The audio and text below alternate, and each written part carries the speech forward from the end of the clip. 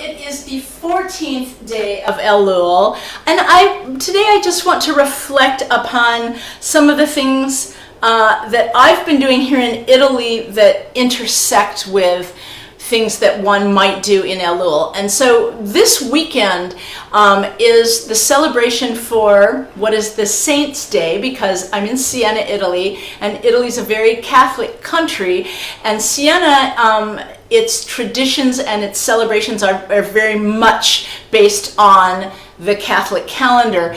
But the saint that my contrada, which is my group of Italians that I hang out with, the saint that we celebrate is not actually a representation of a person at all. It's the name of Maria. So, and you know, Maria is a little bit of a co-opt, if you will. As religions develop, a lot of times a religion, you know, sweeps into town and they say, oh, you know, that God you used to worship, or those saints you used to worship, they just have new names now. You can kind of still think of worshiping them. And so in Siena, Diana, which is my name, was the goddess that was worshipped before Maria came to town. And so we really feel like we are observing incredibly ancient rites and incredibly ancient rituals that have come down through the millennia in terms of what it is to be spiritually aware.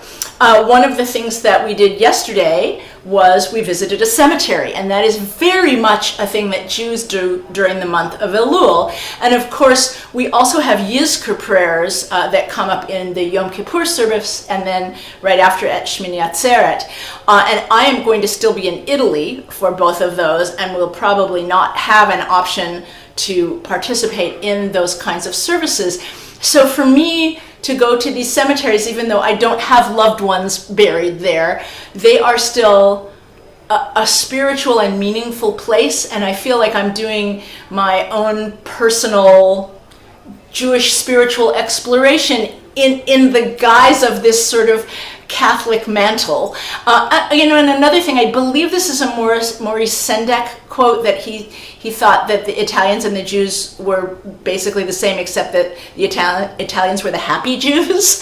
And so I think of that also as I go through what are ostensibly Catholic practices that I am making be meaningful for me in some sort of spiritual awareness way during this month of Elul. And I think that that's a very Reconstructionist Jewish thing to do, and also just a very personal thing to find meaning of some sort in activities that you are participating in and that are going on around you.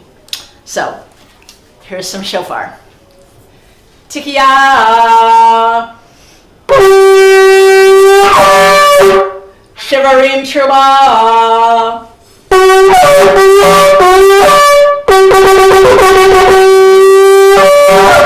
Tikiya.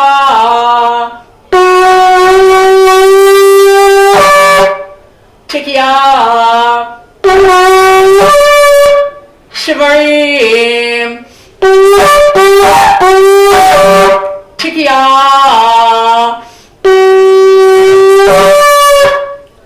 Tikiya.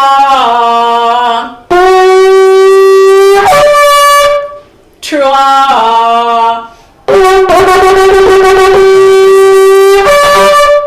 Tikiya.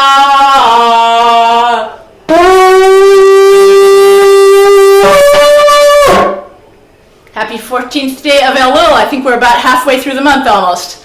See you tomorrow.